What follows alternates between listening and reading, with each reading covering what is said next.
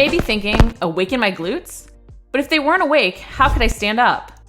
While our glutes are working, otherwise we wouldn't be able to stand up, that doesn't mean they're functioning well, let alone optimally. And the fact that you aren't able to utilize that oh so powerful muscle group efficiently or effectively may be why you have lower back, hip, knee, hamstring, even ankle aches and pains. It's also why terms like dead butt, sleepy butt, and gluteal amnesia have become more and more popular. A lack of proper engagement or activation of the strong muscle group may be leading to overuse and injury, not to mention holding us back from PRing in our next race or even during our lifting sessions. That's why including some very simple foundational moves in our daily routines can make a huge difference in improving our mind-body connection. These simple moves can help us focus on feeling our glutes actually working to improve our recruitment patterns so that our glutes engage more efficiently automatically during compound moves such as squats or deadlifts, not to mention when we run. Often the best moves to help us improve our mind-body connection and activate our glutes are isolation exercises done with little to no resistance or loads. We can actually often better activate muscles with simple bodyweight movements and get a harder contraction during those exercises, especially the more efficient our mind-body connection becomes. So don't think you're above those foundational moves or that they are too easy. They aren't the moves you want to load down. These are the moves you want to use your mind to help you engage the muscle harder so you can then lift heavier during your workouts or run faster or cycle further. What are 3 amazing bodyweight glute activation moves you can alternate to include daily, especially as part of your warm-up routine? Exercise number 1 is the frog bridge. If you struggle with feeling your glutes working during the basic glute bridge, the frog bridge is a great variation to include. The hip external rotation and abduction can often make it easier for us to properly engage our glutes and prevent other muscles, like our hamstrings or lower back, from taking over and working when they shouldn't.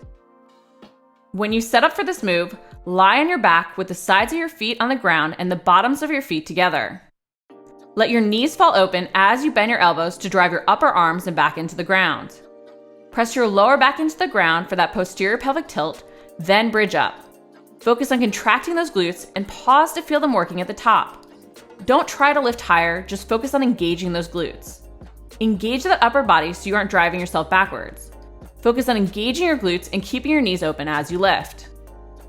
Exercise number 2 is the side lying series. Strengthening the glute medius is key to improving our hip stability and even our glute max activation. So it's key we include lateral raise type movements to target it.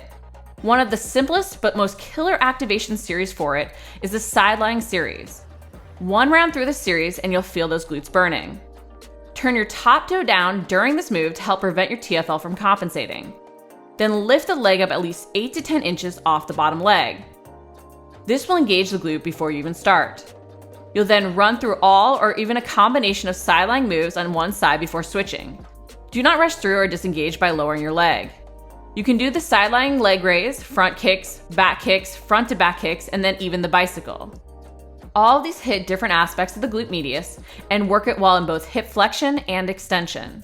This series is amazing for runners, especially using the bicycle, because it works on that hip mobility through a full gait motion. Exercise number 3 is the 3-way hip circles. Improve your hip mobility and stability while targeting your glute max, medius, and even your abs with this hip circle movement.